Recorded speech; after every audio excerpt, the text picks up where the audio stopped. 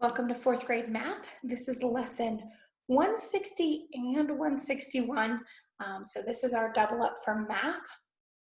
And so tomorrow you actually have a test, but I will tell you what to do on these two pages. So it's not going to be a lot, hopefully. And then you will then have the test tomorrow. So if for some reason you don't get everything done on these two pages that I'll have marked out for you, then you can maybe save like the back page of the second one or a few of the questions to do as a little bit of review before you take the test tomorrow. Or you can do this like first thing and then do the test after you've done a few other subjects. So however that works best for you guys. We are going to get some review first. So there are two speed drills to take today. So the first one, lesson 160, is 2 minutes, and the second one, 161, is 3 minutes. Okay, so first of all, we're going to start with some division. Okay, 24 divided by 3, 8. 48 divided by 6, also 8. Very good. 25 divided by 5, 5. 20 divided by 5, 4. 48 divided by 4, 12. 21 divided by 3, 7. 12 divided by 4, 3. 27 divided by 3, 9. All right, very good. There's some different ones here, okay? So first one, what does kilo mean? What does kilo mean? 1,000, okay, very good. What does hecto mean? 100. What does deca mean? 10, okay, so think of a decade, it's 10 years, okay? What about this one, milli? Okay, it means 1/1000th, or it could be 0.001, okay, so that's what this one means, okay? What about centi? Centi. 1/100th, or 0.01, good job. Hopefully you got that. And deci, 1/10, or 0.1, okay, very good. What is this temperature mean? 37 degrees. The normal body temperature for Celsius. What about this temperature? 100 degrees? It's a boiling point for Celsius. And this temperature, 0 degrees. Freezing point for Celsius. Okay, very good. One more on that. How many pounds are in a ton? How many pounds are in a ton? 2,000. Very good. All right. These ones, oh no, I'm going to save those for when we start the second, when I introduce the second page, okay? So you may pause the video and you may go take your speed drills. When you come back, we're going to look at area of a square. All right, I hope you did well on that, on those speed drills. We're going to start with reviewing our perimeter, okay? So perimeter of a square, what is the formula? Anytime we have perimeter, it starts with P. P equals 4 times S, 4 times side, very good. What about perimeter of a rectangle? P equals 2 times L plus 2 times W, 2 times length plus 2 times width. Okay, very good. And this one, 4 times side, okay? That's our perimeter. What about, we just learned this, the area of a rectangle. What did that look like? With area, it starts with A. A equals length times width, right? A equals length times width, all right? So now if we have the area of a square, what do you think the formula would be for this one? If the area of a rectangle was A equals length times width, the area of a square would be what? Side times side, or it's called side squared, but we're just going to keep side times side. This is for the 6th graders. And in 5th grade, you'll get into that too. But we're going to stick with just saying side times side. So we're going to take our number that we get for one side and multiply it by the number that we get for the other side. Because all the sides are equal, we just pick, it's the same number, right? So at the very top there, it says the area of a square can be found by using the formula A equals S times S, or S equals side, sorry. This unit, or this square, is 8 units all the way around, okay? You see that? So A equals S times S, A equals 8 times 8, A equals 64 square units, okay? So looking at the very first one, the side is 9 inches, okay? So I want you to write this with me, okay? I'm gonna get my little whiteboard. Okay, I'm gonna do it on this little whiteboard because it'll be easier for you to see, and hopefully there won't be any blurriness, okay? So I'm gonna write out my formula. So the side equals 9 inches. So my formula is A equals S times S, okay? So I put side equals 9 inches, right? And I have A equals S times S.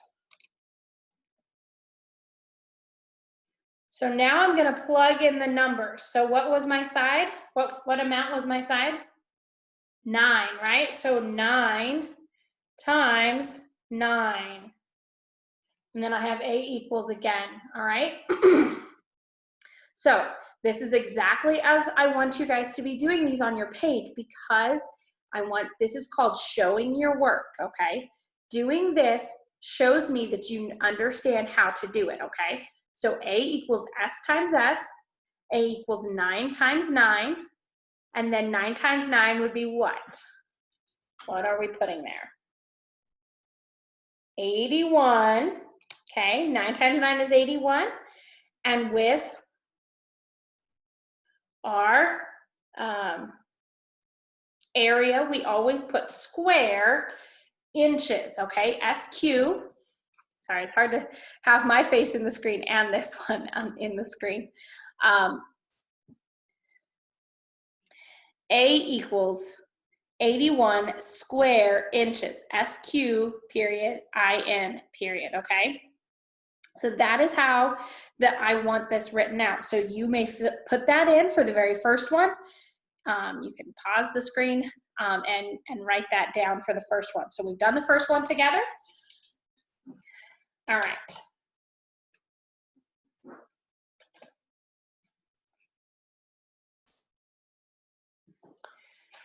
Okay. So in that section, I want you to finish the whole section. So we did the first one together. You can do the other 5. In section 2, you can pick 2 of them to do, okay? They're the rectangles, so you're using the formula. You're finding area still, and you're using this formula, A equals L times W, all right? Okay, section 3 is just one thing, so just follow the directions and do that. Section 4 is also one, so we're gonna have you do that. Section 5, you can pick one of them, all right? Section 6, I'll let you just pick one of them right now. Section 7, I'm gonna have you do all of them just because those are pretty simple. So remember your, the metric we went over at the beginning, or you can go back and listen to that again. And between any of 2 of the metric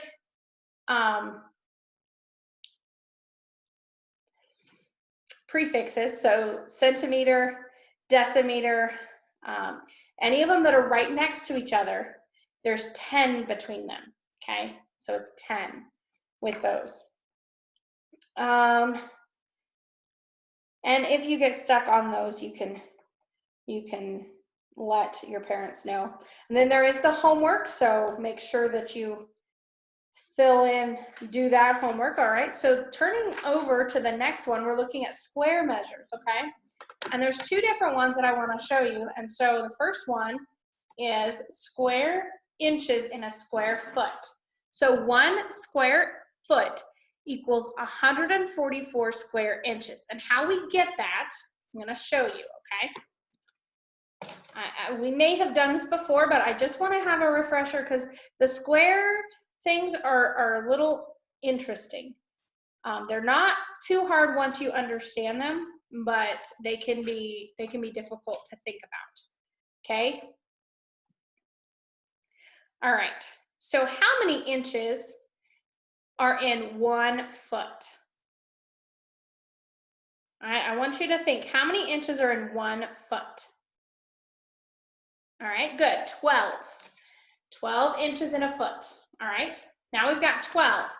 But if we're going to make it a square foot, what do we need to do?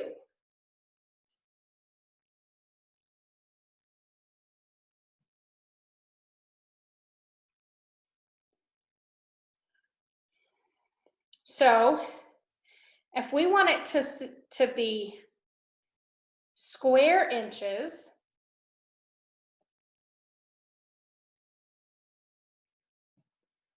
in a square foot,